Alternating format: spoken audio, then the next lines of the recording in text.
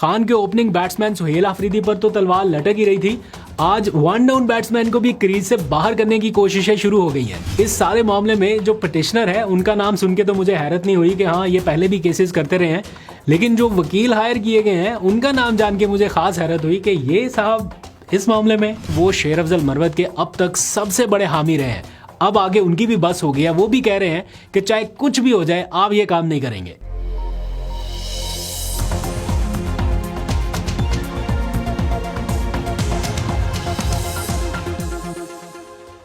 बिस्मिल्लाहिर्रहमानिर्रहीम, अस्सलाम वालेकुम। पाकिस्तान और दुनिया भर में देखने और सुनने वालों को अब्दुल कादिर का सलाम।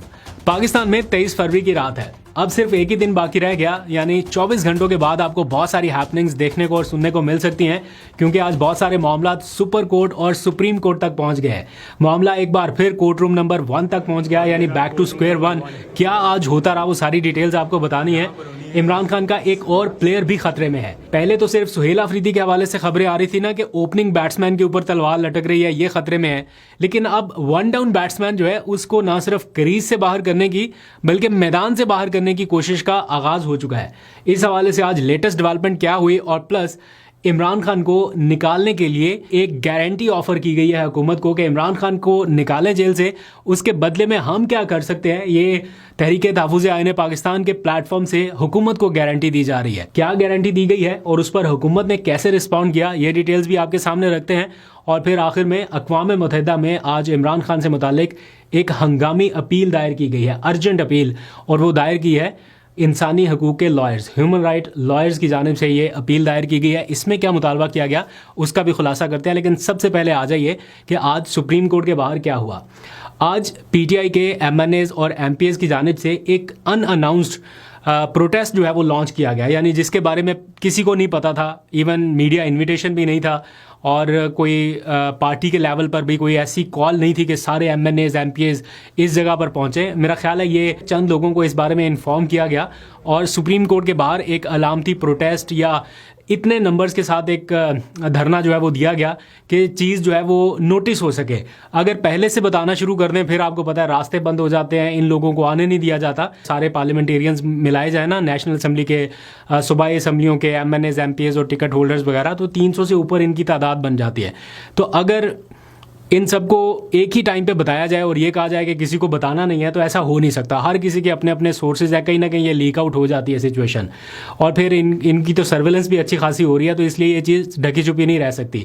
तो आज कुछ लोगों की जानिब से एक प्रोटेस्ट जो है वो किया गया। ये यहाँ पर आप नंबर्स भी देख सकते हैं, कोई बहुत इंप्रेसिव नंबर इसलिए नहीं है कि ये अनअनाउंस्ड किस्म की एक कॉल थी। और यहाँ पर कुछ लोग आए, सुप्रीम कोर्ट के बाहर बैठे और इन्होंने अपना प्रोटेस्ट लॉन्च किया, क्योंकि अब एक दिन बाकी रह गया है। इमरान खान के मेडिकल चेकअप के हवाले से अपडेट्स का इंतज़ार है बहुत सारे लोगों को कि उन्हें हस्पताल मुंतकिल किया जाना है। वो डेट आ रही है करीब 25 फरवरी की। तो उससे पहले पहले पीटीआई एक कहीं ना कहीं चाहती है कि एक प्रेशर, एक दबाव फिर से बढ़ाया जाए और अदालत से ये मुतालबा किया जाए कि देखें आपने इतने ऑर्डर्स पास किए, ना फैमिली की मुलाकात हो सकी, ना उनको हस्पताल ले जाके मेडिकल ट्रीटमेंट मिल सकी, तो इसलिए आप दोबारा से कोई फैसला करें, कोई नोटिस ले। अब सुप्रीम कोर्ट के पास 26वीं 27वीं तरमीम के बाद इतना भी इख्तियार नहीं रह गया कि वो इस तरह की किसी पिटीशन के ऊपर या इस तरह के किसी मामले के ऊपर आज खुद नोटिस ले सके। तो इसलिए सुप्रीम कोर्ट तक ये मामला ले जाने के लिए इसी तरह का ये सारा जो करना पड़ रहा है पीटीआई के लोगों को, ये उन्होंने किया। और फिर इसका एंड रिजल्ट क्या निकला कि रजिस्ट्रार सुप्रीम कोर्ट जो है उन्होंने खाली ये बताया कि हम ये मामला चीफ जस्टिस के नॉलेज में लाएंगे, उनके इल्म में लाने की यकीन दहानी कराई एंड सारे लोग अपने अपने घरों को चले गए। यानी बैक टू स्क्वायर 1 हो गया सारा मामला। जहां से ये सारा मामला इनिशिएट हुआ था, इन्होंने पूरा प्रेशर अपना बढ़ाया सुप्रीम कोर्ट के बाहर प्रोटेस्ट करके, उसी के नतीजे में सलमान सफदर अडयाला गए, उसी के नतीजे में उनकी मेडिकल रिपोर्ट आई। अब इतना कुछ होने के बाद फिर उसी जगह पे खड़े हैं, उसी सुप्रीम कोर्ट के बाहर खड़े हैं कि इसका एंड रिजल्ट वैसा नहीं है जैसा ये समझ रहे थे या जैसा होना चाहिए था।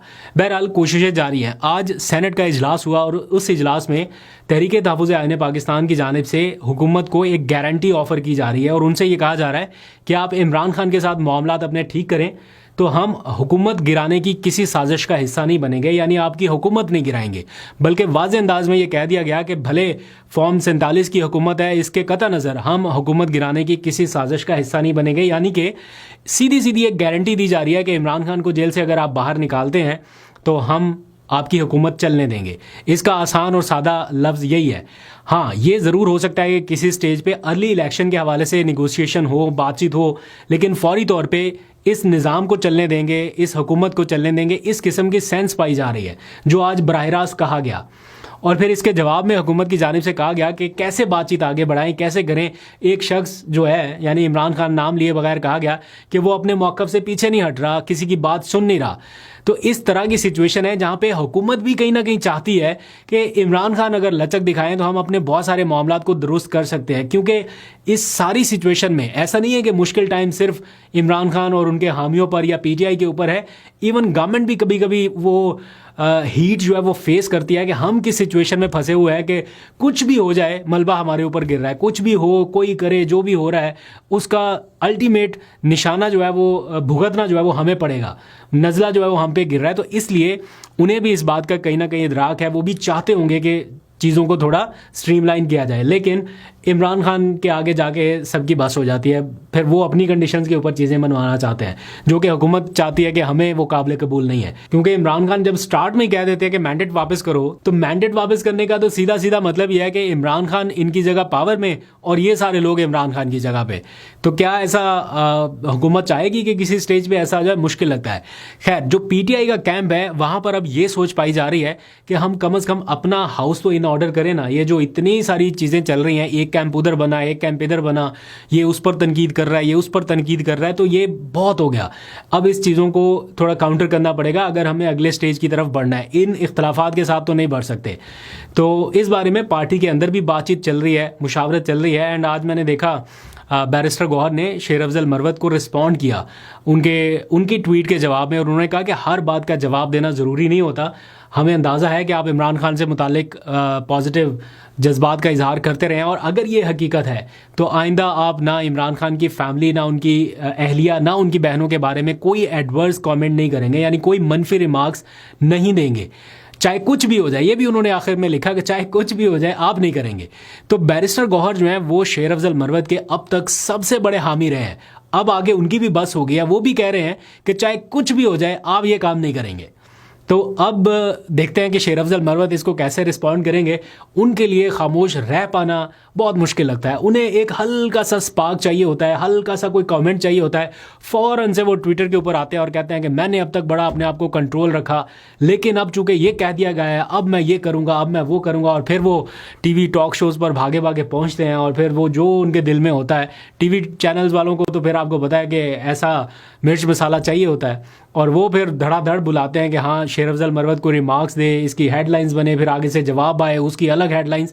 तो ये नॉन स्टॉप सिलसिला शुरू हो जाता है। बहरहाल देखते हैं कि अब इस सारे मामले में ये किस तरह से इसको काउंटर करते हैं। कल इमरान खान से मुलाकात ना कराने का दिन है, कहने लगा था कराने का दिन है, लेकिन इतने टाइम से हो नहीं पा रही, तो हम ना कराने का दिन करते हैं, क्या पता हो जाए। तो वैसे हवाओं फिजाओं में ये बातें मैंने सुनी है कहीं कहीं कि शायद बैरिस्टर गौहर की कोई मुलाकात करा दी जाए। और अब चूँकि सुप्रीम कोर्ट में रिपोर्ट वगैरह एक बार फिर से सबमिट होनी है और भी कुछ चीज़ें हैं, तो ऐन मुमकिन है कि बैरिस्टर गौहर की मुलाकात करा दी जाए, लेकिन फिर भी मुश्किल लगता है। तो अब इस सारे मामले में जो एक लिस्ट है वो जारी कर दी गई है। 6 लोगों के नाम है, उसमें बैरिस्टर गौहर भी हैं, सलमान करम राजा भी हैं, नईम पंजोता भी हैं गालबंद, और भी 6 लोग हैं टोटल जिनके नाम जारी किए गए हैं। तो कल ये फिर सारे पहुंचेंगे। अब इस सारे मामले में एक ख़बर और है कि अक़वाम मुत्तहिदा, अब ये एक अहम इदारा है, इसकी वर्थ जो है ना वो कभी कभार लगता है कि बहुत ही मीनिंगलेस है, कि इसमें जो मर्ज़ी को जाके कह दे, जो भी होता रहे, इसकी कुछ सुनता नहीं है।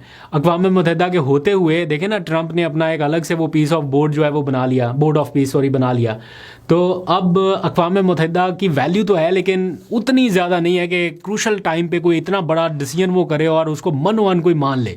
बहरहाल फिर भी एफर्ट्स जारी हैं। तो ख़बर यह है कि अक़वाम मुत्तहिदा के इंसानी हकूक़ से मुतालिक जो इदारे हैं उनमें एक अर्जेंट अपील फ़ाइल की गई है इंसानी हकूक़ के लॉयर्स की जानिब से, और बल्कि उन्होंने ख़ुद ट्वीट करके भी बताया कि इमरान खान की वेल बीइंग से मुतालिक या उनकी मेडिकल कंडीशन से मुतालिक हमने एक अर्जेंट अपील फाइल की है। अब वो उसकी कब हेयरिंग होगी, वो नुमाइंदा खसूसी जो है मेरा ख्याल कोई खातून है, वो जो जिन्होंने पहले भी एक बार अपना कोई बयान जारी किया था इमरान खान की कंडीशन से मुतालिक, तो क्या अब वो दोबारा इस चीज़ को टेकअप करके फिर से कोई इस तरह का बयान जारी करेंगे? लेकिन पहले भी हुआ था, उससे कोई फ़र्क तो पड़ा नहीं था। लेकिन एक चीज़ जो है वो रिकॉर्ड पे आ जाते हैं। तो अब देखते हैं कि ये इंसानी हकूक़ के जो लॉयर हैं ये किस तरह से इमरान खान का केस आगे प्रेजेंट करते हैं। जाते जाते खबर ये मैंने जो स्टार्ट में आपसे डिस्कस किया कि इमरान खान के वन डाउन प्लेयर जो हैं वो भी ख़तरे में हैं। ओपनिंग सुहेल अफरीदी थे, उनके खिलाफ आपको पता है बहुत सारी चीज़ें चल रही हैं, रिपीट नहीं करता। सबसे अहम चीज़ तो इलेक्शन कमीशन में चल रही है कि तलवार एक लटकी हुई है, फ़ैसला महफूज है, किसी भी टाइम वो फाइनल डिसीजन कर देंगे। अभी तो पेशावर हाई कोर्ट ने सिर्फ फाइनल डिसीजन अनाउंस करने से रोका हुआ है, तो किसी भी टाइम कोई डिसीजन अनाउंस हो सकता है।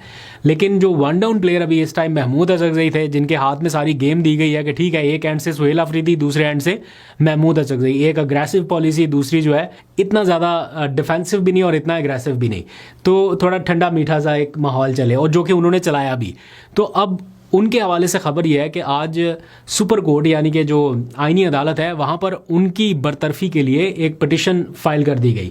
जो पिटिशनर हैं, मुझे उनके हवाले से कोई इतनी हैरत नहीं हुई, क्योंकि वो पिटिशनर जो हैं वो अकबर एस बाबर हैं। उनको तो पीटीआई से कोई ख़ास एक इशू है ना जो चलता आ रहा है, पहले फॉरेन फंडिंग, फिर इलेक्शन कमीशन, उनका एक पुराना काम चलता रहा है इमरान खान से मुताल्लिक कि पीटीआई के ख़िलाफ़ वो ऐसी पिटिशंस का हिस्सा रहे हैं। लेकिन उन्होंने जिनको वकील किया है, मुझे उनका नाम जान के थोड़ी हैरत हुई कि जो लॉयर उन्होंने इंगेज किए हैं या हायर किए होंगे वो हैं जस्टिस शौकत अजीज़ सदीकी, साबिक चीफ जस्टिस रह चुके हैं इस्लामाबाद हाई कोर्ट के, और उनको उन्होंने लॉयर हायर किया और कहा गया है महमूद अचकज़ई को बरतरफ किया जाए।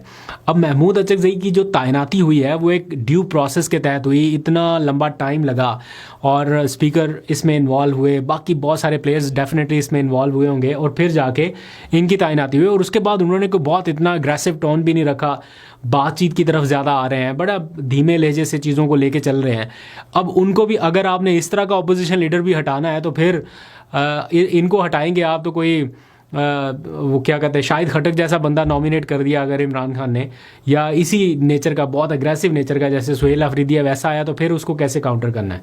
तो ये एक सोचने वाली बात है। मेरा ख्याल है जब निज़ाम थोड़ा इतने टाइम के बाद, इतने गैप के बाद चल पड़ा है, अपोजिशन लीडर तैनात हो गया 6 महीनों के बाद, तो अब उसको हटाने के लिए ये सारा कुछ ये मुझे लगता है इसीलिए है कि एक प्रेशर जो है वो बना रहे। बहरहाल देखते हैं, आपको अपडेट करते रहेंगे। अभी तक के लिए इतने, अपना बहुत सा ख्याल रखिए। अल्लाह हाफिज़।